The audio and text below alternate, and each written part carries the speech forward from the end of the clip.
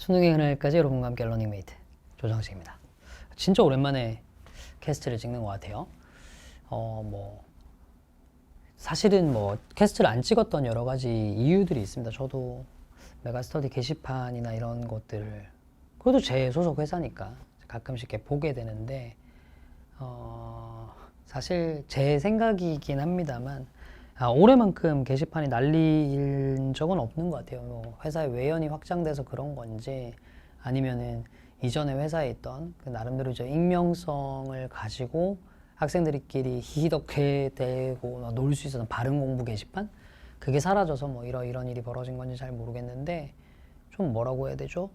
너무 대놓고 그냥 악의를 드러내고 약간 좀 그런 댓글 문화들 이런 것들 너무 많은 걸 보면서 저도 피곤했어요. 사실 그렇잖아요. 자기들끼리 낄낄대면서 얘기를 하고 욕하고 해봐야 한두 명이서 그러는 건데 여러분들은 한두 명이 어떤 악의를 품고 이런저런 얘기를 한다고 치더라도 그걸 받아들이는 사람 입장에서는 너무 많은 사람들의 악의를 받는 게 그렇게 편한 일은 아니잖아요. 안 그래도 일도 많고 하는데 굳이 이 스트레스까지 받아야 될 필요가 있나 싶어서 캐스트 자체를 그냥 좀 잘 안 찍었었는데 지금 내신 휴강을 시작을 했고요.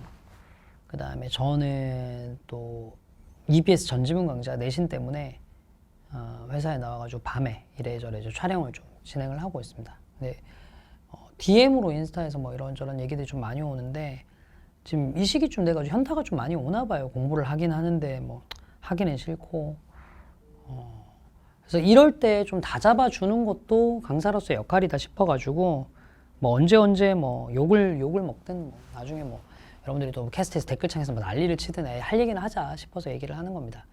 걱정 마세요. 저는 캐스트에서 무슨 일이 있다고 해서 댓글창을 닫거나 하지는 잘 않는 사람이니까 회사에서 댓글창 닫아놔도 오히려 열어놔라는 소리 많이 하죠. 또 이렇게 얘기하면 또 더 난리를 칠 것 같긴 한데 그 판단은 회사에다 맡기겠습니다. 자, 어쨌거나 좀 이런 얘기를 좀 해보려고요. 제가 작년에도 제가 그 수업 때 얘기를 했던 거거든요. 제 기억으로 믿어봐 문장 편에서 했던 것 같습니다. 그래서 이거 학생들한테도 참 들려주고 싶었던 얘기라서 제가 그거 영상으로 회사에서 받아서 인스타 피드에도 올려놓고 했었는데 요맘때쯤이면 여러분들한테 다시 또 들려주고 싶은 얘기예요.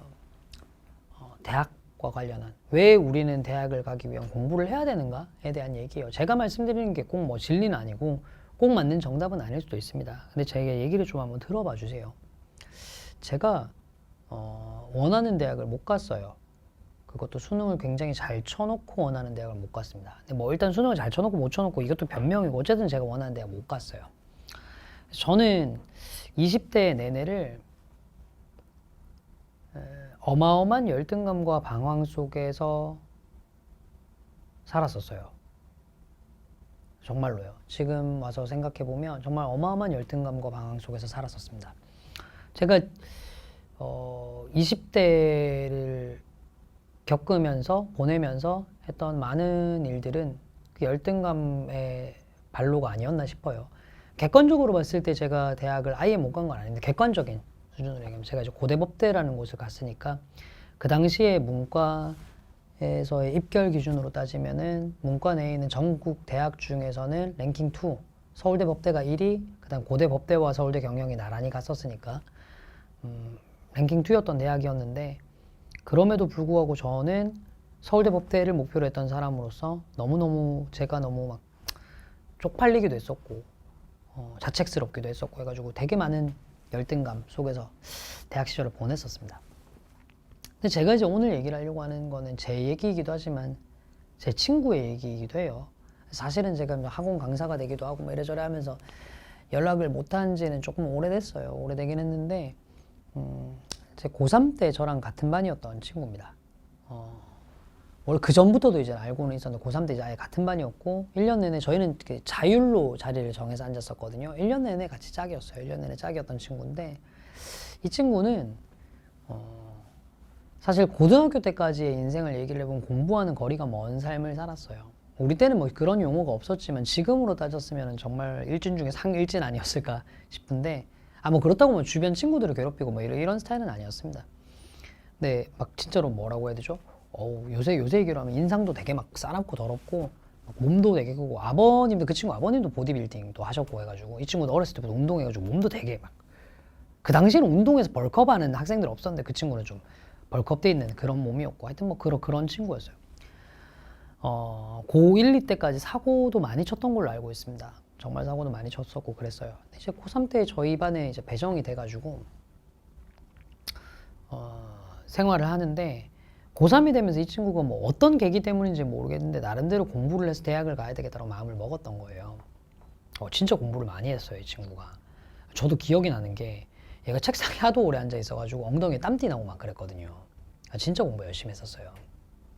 근데 뭐 다시 한번 얘기하지만 뭐 공부를 잘해서 어마어마한 기적이 일어났다는 얘기는 아닙니다. 저는 제 수업을 이전에 뭐 어떤 식으로 들어보셨던 분들은 아시겠지만 기적이라는 존재를 별로 믿지 않는 사람입니다. 어쨌든 얘는 되게 열심히 공부를 했지만 수능 못 봤어요. 당시에 400점 만점 기준으로 얘기했을 때 뭐 이름 얘기하는 거 아니니까 상관없겠죠. 채 200점이 안 되는 점수가 나왔던 걸로 알고 있어요. 400점 만점 200점도 안 되는 점수면 피디님 그렇죠. 뭐 장난으로라도 얘가 수능을 잘 봤다라고 얘기할 수는 없잖아요. 그죠? 근데 이 고3 담임 선생님께서 얘를 되게 예쁘게 보셨어요. 그럴만하죠. 왜냐하면 워낙 고1, 2 때까지 사고도 많이 치고 했던 친구라서 담임쌤도 약간 요주의 인물 비슷하게 생각을 좀 하셨을 텐데 이 친구는 1년 동안 되게 열심히 공부를 하고 사고도 안 치고 그렇게 학교를 다녔단 말이죠.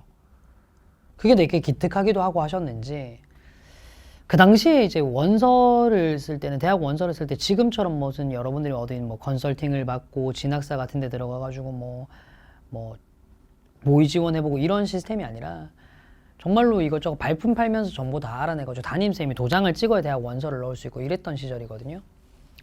이 친구 성적으로는 어디에도 4년제 대학은 비벼볼 만한 데가 없었어요. 지방 4년제도 마찬가지로. 근데 담임쌤이 어떻게 막 정보 다 구하고 경쟁률 관련한 거 다 알아보셔가지고 어떻게 해가지고 좀 뭐라고 해야 되죠? 좀 그 빵꾸가 나는 지방의 4년제 대학을 원서 잘 써서 합격을 시켜주셨어요. 얘가 그래서 4년제 대학을 갔습니다. 근데 이 친구는 거기서부터 인생이 바뀌었어요. 대학을 갔기 때문에 인생이 바뀌었다가 아니라 본인은 한 번도 고등학교 2학년 때까지 4년제 대학에 갈 수 있을 거라는 생각을 해본 적이 없는데 수능을 치고 그리고 마찬가지로 자기가 예상했던 것처럼 좋지 않은 점수가 나왔는데 그럼에도 불구하고 꿈꿔보지도 못했던 4년제 대학을 간 거죠. 그 순간 20대 입구에서 이 친구의 자존감은 하늘을 찌르게 됐어요. 나라는 사람 뭔가 덤비면 이만큼 이뤄낼 수 있는 사람이구나 라는 걸 스스로 깨달은 거죠. 저는 반대였죠. 이 친구가 간 학교는 내가 학교 이름 얘기 안 하겠습니다. 심지어 얘기하면 여러분들 어느 학교인지도 모를 만한 학교예요. 정말 이름 없는 학교입니다. 근데 저는 나름대로 명문대 갔어요. 근데 20대 입구에서 내가 원했던 성취를 못하고 시작해가지고 어마어마한 열등감과 패배감과 좌절감으로 20대를 시작을 했죠. 그 이후에 한 8년, 9년 정도의 인생, 20대 후반까지의 인생을 보면 이 친구와 제 인생은 정말 비교가 안 될 정도로 완전 빛과 어둠이었어요. 이 친구는 그렇게 대학을 가고 난 다음에 자존감이 되게 많이 높아져가지고요. 의경으로 군대를 갔다 왔어요. 그리고 지금도 있는지 모르겠는데 이 친구가 경찰 시험 칠 때까지만 해도 의경으로 군대 갔다 오면 가산점이 있었거든요. 원래 이 친구가 목표가요. 무도 형사 하겠다라고 얘기했었어요. 아니면 스턴트맨 하겠다고. 몸 쓰는 거 이런 거 워낙 좋아하는 친구니까. 경찰이 되는 게 원래 목표였던 친구입니다. 보세요. 자기가 원하는 대학 갔죠. 생각 꿈도 못 꿨던 대학을 갔죠. 그 상황에서 이제 의경 시험을 쳤는데 의경 시험 붙어가지고 이제 군대도 의경으로 간 거예요. 갔다 오면 가산점 준대요. 경찰 시험을 쳤습니다. 재학 중에 경찰 시험 붙었어요. 물론 그 당시의 경찰 시험이 지금의 경찰 시험보다 난이도나 경쟁률이 좀 낮긴 했겠지만 그래도 쉬운 건 아니잖아요. 평생 공부도 해본 적이 제대로 공부해본 적 없고 고3 때 처음으로 수능 공부 시작해서 겨우 200점 맞을까 말까 한 정도 점수 나왔던 친구에게는 쉬운 건 아니었을 거 아닙니까? 이 친구가 경찰이 됐어요. 그래서 20대 중후반 때 저한테 연락해가지고 막 이런 얘기 했던 거 기억나요. 야, 정식아, 너 뭐 서울에서 자꾸 이상한 짓 한다는 소리 들리던데 뭐 하고 있냐고. 막 잔소리도 막 저한테 막 엄청 하고 그랬어요. 사실 사회적으로는 말이 안 되죠. 지방에서 이름을 대도 알 수도 없는 학교에 뭐 4년제 다니고 있는 친구가 나름대로 고대 법대 들어간 친구한테 인생 정신 못 차린다고 잔소리를 하고 있는 거예요. 이게 사회적인 시선에서 보면 말도 안 되는 거죠. 근데 우리 둘의 관계에서는 그게 맞았어요. 이 친구는 자존감 덕분에 훨씬 더 잘된 좋은 삶을 살고 있었고, 저는 혼자 자존감 떨어져서 열등감에 가득 찬 정말 패배의식에 찌든 삶을 살고 있었으니까요.